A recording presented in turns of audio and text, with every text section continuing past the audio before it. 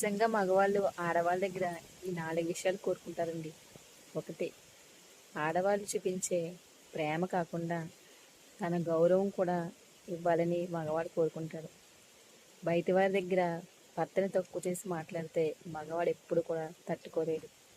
2, భర్త ఏదైనా కష్టంలో ఉన్నప్పుడు నువ్వు ఇలా చేయడం వల్ల జరిగింది, ఇదంతా నీ వల్ల జరిగింది, నీకు అసలు ఏమీ చేత కాదు అని భార్య చూటుపోటు మాటలు అంటూ ఉంటే ఆ భర్త అస్సలు తట్టుకోలేడండి.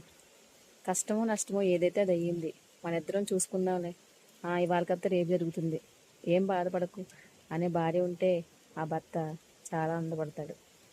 3, భర్త ఎప్పుడు కూడా నా భార్య నన్ను అర్థం చేసుకోవాలి, నా కష్టాన్ని గుర్తించాలి అని కోరుకుంటాడు.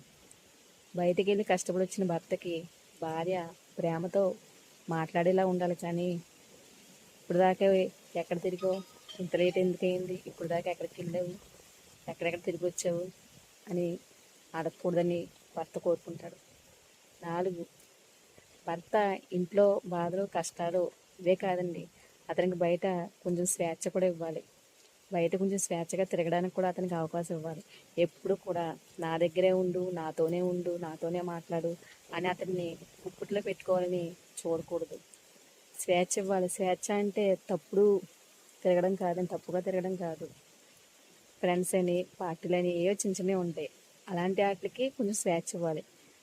అంతేగాని తప్పుడు అడుగు వేస్తుంటే స్వేచ్ఛ ఇవ్వడం కాదు. ఒక గంట కనిపెడుతూ ఉండండి తప్పు చేస్తున్నప్పుడు, అంతేగాని ప్రతి చిన్న విషయానికి భర్తని నిందించకూడదు.